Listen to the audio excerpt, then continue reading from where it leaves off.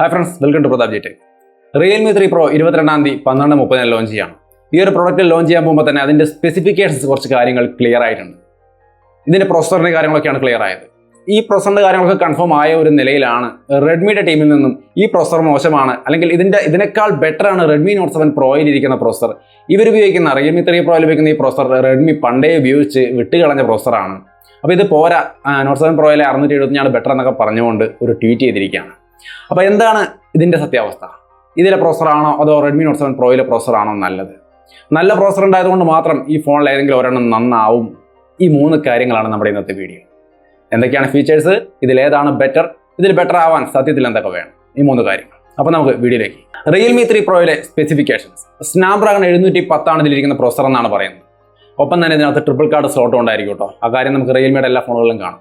അപ്പോൾ ഗംഭീരമായൊരു performance department, അതിൻ്റെ ഒപ്പം തന്നെ 960 ഫ്രെയിം പെർ സെക്കൻഡ്, അതായത് സൂപ്പർ സ്ലോ മോഷൻ സപ്പോർട്ട് ചെയ്യുന്ന ഒരു ഡിവൈസ് എന്നാണ് പറഞ്ഞിരിക്കുന്നത്. അങ്ങനെയെങ്കിൽ ഗംഭീരമായൊരു സ്ലോ മോഷൻ സെറ്റപ്പും ക്യാമറ സെറ്റപ്പും ഉള്ള ഒരു ഫോൺ. ബാറ്ററിയുടെ കാര്യത്തിൽ 4.5 mAh പറയാത്ത നല്ലൊരു ബാറ്ററിയും വോക്ക് ചാർജിങ്ങും സപ്പോർട്ട് ചെയ്യും. എന്ന് വെച്ചാൽ 10 മിനിറ്റ് ചാർജ് ചെയ്താൽ 5 മണിക്കൂർ വരെ സംസാരിക്കാനുള്ള സൗകര്യമുള്ള ഒരു ചാർജിങ് സെറ്റപ്പ് ചാർജർ ബോക്സിൽ തന്നെ കാണുമെന്ന് മാധവസായിട്ട് തന്നെ പറയുന്നുണ്ട്. അപ്പോൾ ഇത്രയും കാര്യങ്ങൾ കൊണ്ട് ഒരു പവർഫുള്ളായ ഡിവൈസ് ആയിട്ടാണ് Realme 3 Pro നമ്മുടെ മുമ്പിലേക്ക് എത്താൻ പോകുന്നത്. അപ്പോൾ ഈ കാര്യങ്ങളെല്ലാം കൺഫേം ആയ അവസ്ഥയിലാണ് നമ്മുടെ റെഡ്മി സീരീസിൽ നിന്നും, അല്ലെങ്കിൽ റെഡ്മിയുടെ മനുകുമാർ ജെയിൻ ഒരു ട്വീറ്റ് ചെയ്തിരിക്കുകയാണ്. ട്വീറ്റ് എങ്ങനെയാണ്? സ്നാപ്ഡ്രാഗൺ 710 ബെറ്റർ, അല്ലെങ്കിൽ ഈ അടുത്ത കാലത്ത് ഒരു ബ്രാൻഡ് സ്നാപ്ഡ്രാഗൺ 710 പറ്റി പറയുന്നു, അതിനേക്കാൾ ബെറ്റർ ആയത് സ്നാപ്ഡ്രാഗൺ 675 ആണ്. മാത്രമല്ല ഈ 710 കഴിഞ്ഞ വർഷം തന്നെ ആദ്യ ഭാഗത്തിൽ തന്നെ നമ്മുടെ ഒരു പ്രൊഡക്റ്റ് നമ്മൾ ഉപയോഗിച്ച് കഴിഞ്ഞു. പ്രൊഡക്റ്റ് നെയിം പറയുന്നില്ല കേട്ടോ, അതിനോട്ട് ചെയ്യണം. അപ്പോൾ അങ്ങനെയുള്ള ഒരു കാര്യങ്ങളൊക്കെ പറഞ്ഞുകൊണ്ട് ഒരു ട്വീറ്റ്, അതായത് 675 ബെറ്റർ, Realme 3 പ്രോയിലെ 710 അത്ര കൊള്ളില്ല എന്നാണ് പറയുന്നത്.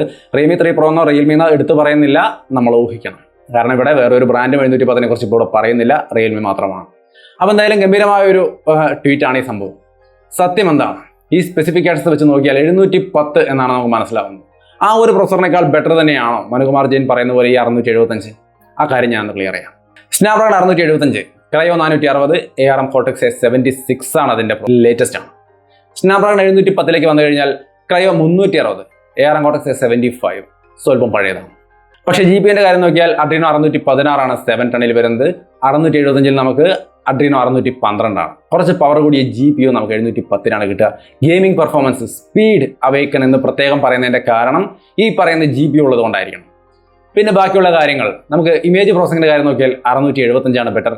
ISP 250 ആണ്. അതേസമയം നമുക്ക് 710 250 കിട്ടുന്നത്. അപ്പോൾ അതിനും കുറച്ച് ബെറ്റർ നമുക്ക് 675 ആണ്. എന്നാൽ LTEയുടെ കണക്ടിവിറ്റിയുടെ കാര്യം നോക്കിക്കഴിഞ്ഞാൽ നമുക്ക് X12 എന്ന് പറയുന്ന ഒരു സംഭവമാണ് 675 കിട്ടുക. X15 എന്ന് പറയുന്നത് 710. കൂട്ടത്തിൽ ഒരു കാര്യം കൂടി, ഈ 710 എന്ന് പറയുന്ന ഈ പ്രൊസസ്സർ 700 സീരീസ് കൂടിയ സീരീസ് ആണ്. അവിടെ നമുക്ക് 10nm ടെക്നോളജിയാണ് കാണാൻ സാധിക്കുക. എന്നാൽ 675 എന്ന് പറയുന്ന സീരീസിൽ നമുക്ക് 11nm ടെക്നോളജിയാണ്. അപ്പോൾ കുറച്ച് ബെറ്റർ ആയ ഒരു ബാറ്ററി എഫിഷ്യൻസിയും പെർഫോമൻസിൻ്റെ കാര്യത്തിലും ഹീറ്റിംഗ് കുറവും എല്ലാം നമുക്ക് 710 എന്ന് പറയുന്ന ഈ പ്രൊസസ്സറിൽ കിട്ടും. എന്ന് വെച്ചാൽ Realme 3 Pro കുറച്ചും കൂടി ബെറ്റർ ആയ ഹീറ്റിംഗ് ഒക്കെ കൺട്രോൾ ചെയ്യുന്ന ഒരു ഡിവൈസ് ആവാനുള്ള ചാൻസും ഉണ്ട്. ചാൻസ് എന്നേ പറയുന്നുള്ളൂ കേട്ടോ, ചാൻസും ഉണ്ട്. ഇപ്പം നമുക്ക് മനസ്സിലാവുന്ന ഒരു കാര്യം, എല്ലാം കൊണ്ടും 675 ബെറ്റർ എന്ന് നമുക്ക് പറയാൻ പറ്റില്ല. അതേപോലെ എല്ലാം കൊണ്ടും ബെറ്റർ 710 എന്നും പറയാൻ പറ്റില്ല. അല്ലെങ്കിൽ എല്ലാം കൊണ്ടും 710 മോശമാണെന്നും പറയാൻ പറ്റില്ല. അപ്പോൾ രണ്ടിലും കുറേ കാര്യങ്ങളിൽ ബെറ്ററും കുറേ കാര്യങ്ങളിൽ പോരായ്മകളും കാണാം. ഇങ്ങനെ നോക്കിയാൽ ഇത് രണ്ടും ഒരു മിക്സ്ഡ് സംഭവമാണ്. എന്ന് വെച്ചാൽ രണ്ടിനും ഓൾമോസ്റ്റ് സെയിം പെർഫോമൻസ് തരാനാണ് കഴിയുക. AnTuTu സ്കോർ പോലുള്ള സംഭവങ്ങൾ നോക്കിക്കഴിഞ്ഞാൽ ക്ലിയർ ആയിട്ട് നമുക്ക് മനസ്സിലാവുന്നത് സ്നാപ്ഡ്രാഗൺ 675, അതായത് ക്രയോ 460 വെച്ച് വന്നിരിക്കുന്ന അത് ലേറ്റസ്റ്റ് പ്രൊസസ്സർ സംഭവങ്ങളൊക്കെ വെച്ചുകൊണ്ട് വന്നിരിക്കുന്ന 675 ആണ് കുറച്ച് ബെറ്റർ ആയ പ്രൊസസ്സർ എന്നാണ്. മനുകുമാർ ജെയിൻ്റെ ട്വീറ്റ് ശരിയാണ്, 675 തന്നെയാണ് കുറച്ച് ബെറ്റർ ആയ പ്രൊസസ്സർ. പക്ഷേ ഈ നല്ലൊരു പ്രൊസസ്സർ ഉണ്ടായതുകൊണ്ട് മാത്രം, അല്ലെങ്കിൽ AnTuTu സ്കോറിൽ ഒരു പ്രൊസസ്സർ അല്ലെങ്കിൽ ഒരു ഫോൺ കൂടുതൽ സ്കോർ കാണിച്ചത് കൊണ്ട് മാത്രം ആ ഒരു ഫോൺ നല്ല പെർഫോമൻസ് റിയൽ ലൈഫിൽ തരണമെന്നില്ല. ഇത് നിങ്ങൾക്ക് ഏത് ചാനൽ നോക്കിയാലും ഈ AnTuTu സ്കോറിൻ്റെ കാര്യമൊക്കെ പറയുന്ന മേഖല, ഏതൊരു യൂട്യൂബ് ചാനൽ, എത്ര ഫേമസ് യൂട്യൂബ് ചാനൽ നോക്കിയാൽ നിങ്ങൾക്ക് കാണാം, സ്കോർ മാത്രം നോക്കിക്കൊണ്ട് കാര്യമില്ല, റിയൽ ലൈഫിലെ പെർഫോമൻസ് അതുപോലെ കാണണം, എങ്കിലാണ് ഗുണമുള്ളത്. അത് പറയാൻ കാരണം ഇതാണ്, ഈ ഒരു പ്രൊസസ്സറിന് പവർ ഉണ്ടായതുകൊണ്ട് മാത്രം ആ ഒരു ഡിവൈസ് നല്ല പെർഫോമൻസ് തരില്ല. നല്ല സോഫ്റ്റ്വെയറും കൂടി അതിനകത്ത് ഉണ്ടായിരിക്കണം. ഇത് എടുത്ത് ഇവിടെ പറയാനുള്ളൊരു കാരണം എന്ന് പറയുന്നത്, റെഡ്മി നോട്ട് 7 ഈ ഒരു ഫോൺ വന്നപ്പോൾ നമ്മൾ ഗാലക്സി M20 സ്പീഡ് ടെസ്റ്റ് നടത്തിയ ഒരു വീഡിയോ ഞാൻ അപ്ലോഡ് ചെയ്തു. മറ്റു പല ചാനലുകളും ഇങ്ങനൊരു വീഡിയോ കണ്ടു. അതിലൊക്കെ M20 വിജയിക്കുന്നത് കണ്ടപ്പോൾ അത്ഭുതം കൊണ്ടാണ് ഞാനും അല്ലെങ്കിൽ കൗതുകം കൊണ്ടാണ് ഞാൻ ടെസ്റ്റ് നടത്തിയത്. റിസൾട്ട് കൗതുകകരം തന്നെയായിരുന്നു. M20 വിജയിച്ചു. സ്നാപ്ഡ്രാഗൺ 660 അത് ബീറ്റ് ചെയ്യുന്നത് വിശ്വസിക്കാൻ പറ്റാത്തൊരു സംഭവമാണ്. പക്ഷെ അത് സംഭവിച്ചു. അതിന്റെ കാരണം ഷവോമിയുടെ റെഡ്മി നോട്ട് 7 ഉണ്ടായിരുന്ന MIUIയിലെ പോരായ്മകളാണ്. ആ സോഫ്റ്റ്വെയർ അത്ര നല്ലതല്ല, അല്ലെങ്കിൽ അത്ര നല്ല രീതിയിൽ ഒപ്റ്റിമൈസ് ചെയ്തതല്ല എന്ന് വേണം പറയാൻ. നല്ലതല്ല എന്ന് പറയാൻ പറ്റില്ല, ഫീച്ചേഴ്സ് ഒരുപാടുണ്ട്.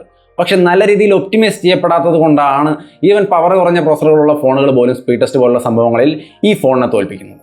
ഇപ്പോൾ റെഡ്മി നോട്ട് 7 പ്രോയുടെ കാര്യത്തിലേക്ക് വരുമ്പോൾ 675 ഉണ്ട്. പക്ഷേ MIUI 10 ഒരുപാട് പ്രോബ്ലംസ് ഉണ്ട്. നമുക്കറിയാം, ഹീറ്റിങ്ങും അതേപോലെ ക്യാമറ ലാഗും മൊത്തം സിസ്റ്റത്തിലും. നമുക്ക് ഇപ്പോൾ PUBG HD ഗ്രാഫിക്സിൽ കളിക്കുമ്പോൾ അതിനകത്ത് വരെ ഫ്രെയിം ഡ്രോപ്പും കാര്യങ്ങളും കാണാൻ സാധിക്കുന്നുണ്ട്. അപ്പോൾ ഒരുപാട് ലാഗും ഇഷ്യൂസുമുള്ള MIUI എന്ന് പറയുന്ന സോഫ്റ്റ്വെയർ അതിനകത്തുണ്ട്. ആ ഒരു പ്രോബ്ലം ഉള്ളത് കൊണ്ട് തന്നെ അതിനേക്കാൾ നല്ല രീതിയിൽ ഒപ്റ്റിമൈസ് ചെയ്ത ഒരു സോഫ്റ്റ്വെയർ സെറ്റപ്പ് വെച്ചുകൊണ്ട് ഈ സ്നാപ്ഡ്രാഗൺ 710 വരികയാണെങ്കിൽ തീർച്ചയായിട്ടും 670 അതിന് ബീറ്റ് ചെയ്യാൻ സാധിക്കും. പക്ഷേ അങ്ങനെ ഒരു സെറ്റപ്പിൽ വേണം ഈ റിയൽമി 3 പ്രോയുടെ ഫോൺ വരാൻ, നല്ല രീതിയിൽ ഒപ്റ്റിമൈസ് ചെയ്ത സോഫ്റ്റ്വെയർ. മാധവ് സെട്ട് പല ഇന്റർവ്യൂവിലും ഈ ഒരു കാര്യം എടുത്തെടുത്ത് പറയുന്നുണ്ട്. നമ്മൾ നല്ല ഹാർഡ്വെയർ വെച്ചിട്ട് അതിൻ്റെ ഒപ്പം നല്ല ഒപ്റ്റിമൈസ് ചെയ്ത പവർഫുള്ളായ സോഫ്റ്റ്വെയർ സെറ്റപ്പ് കൂടി ഇൻറ്റഗ്രേറ്റ് ചെയ്യും. HNS എന്ന് വെച്ചാൽ ഹാർഡ്വെയർ ആൻഡ് സോഫ്റ്റ്വെയർ ഇൻറ്റഗ്രേഷൻ. അതാണ് അവരുടെ പ്രധാന ലക്ഷ്യമെന്നാണ് പറഞ്ഞിരിക്കുന്നത്. അപ്പോൾ തീർച്ചയായിട്ടും റെഡ്മി നോട്ട് 7 ബെറ്ററായ രീതിയിലുള്ള ഒരു പെർഫോമൻസ് അവരുടെ റിയൽമി 3 പ്രോ തരുമെന്നാണ് പറയുന്നത്. എന്തായാലും ആ ഫോൺ റിയൽ ലൈഫിൽ വന്നിട്ട് ടെസ്റ്റ് ചെയ്യാം. നമ്മൾ എന്തായാലും ടെസ്റ്റ് ചെയ്യും, അതിൻ്റെ വീഡിയോസൊക്കെ നമ്മൾ അപ്ലോഡ് ചെയ്യും. അപ്പോൾ നിങ്ങൾക്ക് അത് കണ്ട് തന്നെ കാര്യങ്ങൾ മനസ്സിലാക്കാം. കാരണം ഇവർ ഓഫറുകൾ പലതും പറയും, അത് കണ്ടിട്ട് കാര്യമില്ല. കാരണം ഇപ്പോൾ റെഡ്മി നോട്ട് 7 പ്രോയിൽ ക്വിക്ക് ചാർജ് 4+ സപ്പോർട്ട് ചെയ്യും. ഗംഭീര സംഭവമാണല്ലേ. പക്ഷേ 4+ കിട്ടാനുമില്ല, ഷവോമി ഇട്ട് തരൂല്ല. അപ്പോൾ വെറുതെ ഒരു ഫീച്ചർ പറയുമ്പോൾ വലിയ ഹൈപ്പിൽ പറയാം. അതുപോലെ റിയൽമി 3 പ്രോയിൽ ഒരുപാട് കാര്യങ്ങൾ വെറുതെ പറഞ്ഞു കൂട്ടിയത് കൊണ്ട് കാര്യമില്ല. റിയൽ ലൈഫിൽ ഇതൊക്കെ കാണണം. അപ്പോൾ നമുക്ക് എന്തായാലും 22-ാം തീയതി 12:30 അത് റിയൽ ലൈഫിലേക്ക് എത്തും. അപ്പോൾ നമുക്കത് ടെസ്റ്റ് ചെയ്ത് തന്നെ ഇതിൻ്റെ കാര്യങ്ങളെല്ലാം വ്യക്തമാക്കാം. അപ്പോൾ എന്തായാലും ഇത്രയും കാര്യങ്ങളാണ് നമ്മുടെ ഇന്നത്തെ വീഡിയോയിൽ നമ്മൾ പറയാൻ ഉദ്ദേശിച്ചത്. അതിന് നമ്മൾ പറഞ്ഞു സ്പെസിഫിക്കേഷൻസ്. രണ്ടാമത് 675 ആണോ 710 ആണോ ബെറ്റർ. മൂന്നാമത് പറഞ്ഞത് ഇത് ബെറ്റർ ആവണമെങ്കിൽ എന്തൊക്കെ വേണം എന്നുള്ളതാണ്. സോഫ്റ്റ്വെയറും കൂടിയും ഹാർഡ്വെയർ പോലെ നന്നായാൽ തീർച്ചയായിട്ടും ഏതായാലും ബെറ്റർ ആവും. അപ്പോൾ എന്തായാലും കൂടുതൽ അപ്ഡേറ്റ്സുമായിട്ട് നമ്മൾ വീണ്ടും അടുത്ത വീഡിയോകളിൽ വരാം. ചാനൽ സബ്സ്ക്രൈബ് ചെയ്തിട്ടുണ്ടാവണം, എങ്കിലാണ് ഈ അപ്ഡേറ്റ്സ് ഒക്കെ നിങ്ങൾക്ക് കിട്ടുള്ളൂ. ബെൽ ബട്ടൺ കൂടി എനേബിൾ ചെയ്യാൻ മറക്കരുത്. അപ്പോൾ വീണ്ടും മറ്റൊരു വീഡിയോ കണ്ടുമുട്ടാം. ബൈ.